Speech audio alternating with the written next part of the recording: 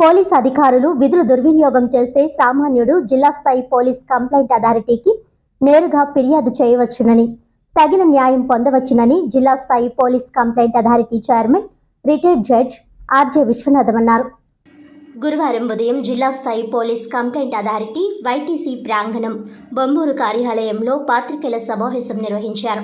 ఈ సందర్భంగా చైర్మన్ విశ్వనాథం మాట్లాడుతూ, పోలీసుల వలన సత్వర న్యాయం అందని సందర్భాల్లో సామాన్యుడికి ఉచితంగా న్యాయం అందించేందుకు జిల్లా స్థాయి పోలీస్ కంప్లైంట్ అథారిటీని నియమించడం జరిగిందన్నారు.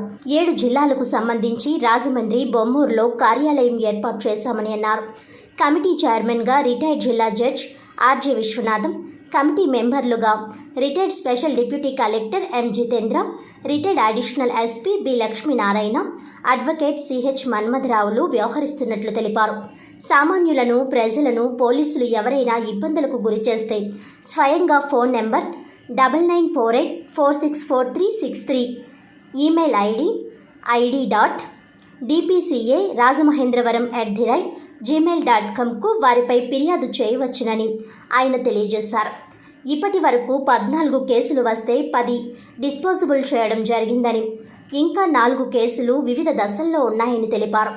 రాజమండ్రిలో ఏర్పాటు చేసిన పోలీస్ కంప్లైంట్ అథారిటీ వారి విభాగం తూర్పుగోదావరి, కాకినాడ, డాక్టర్ బిఆర్ అంబేద్కర్ కోనసీమ, పశ్చిమ గోదావరి, ఏలూరు, కృష్ణా, ఎన్టీఆర్ జిల్లాలకు చెందిన వారు ఫిర్యాదులు చేసేందుకు జిల్లా స్థాయి పోలీస్ కంప్లైంట్ అథారిటీని బొమ్మూరులో ఏర్పాటు చేశామని అన్నారు.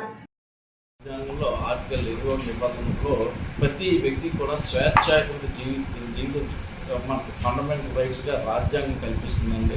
అటువంటి మన స్వేచ్ఛాయుత పోలీస్ స్టేషన్లో వాళ్ళు వెళ్ళినప్పుడు అధికారి దుర్వినియోగం చేసి కొట్టడం కానీ, కస్టోడియల్ డెత్స్ వరకు కూడా వెళ్ళి, కస్టోడియల్ రేపు వరకు కూడా వెళ్ళి చేయడం అనేది అనాయక చర్య కాబట్టి దాని మీద తగు చర్య తీసుకునే నిమిత్తం సుప్రీంకోర్టు ఆదేశాల మేరకు ఈ పోలీస్ కంప్లైంట్ అథారిటీ అనే వ్యవస్థని ఏర్పాటు చేయడం జరిగింది. డైరెక్ట్గా విక్టిమ్ మాకు వచ్చి రిపోర్ట్ చేయొచ్చునండి, లేదంటే అతని తరపున ఎవరైనా సరే వచ్చినా రిపోర్ట్ చేయొచ్చండి, లేదంటే ఈమెయిల్ ద్వారా కూడా రిపోర్ట్ చేసినా మేము దాని మీద పోస్టల్ ద్వారా వచ్చినా, ఈమెయిల్ ద్వారా వచ్చినా సరే మేము దాని మీద తగు చర్య తీసుకుని ఎంక్వైరీ చేసి తగు చర్య తీసుకోవడం జరుగుతుంది.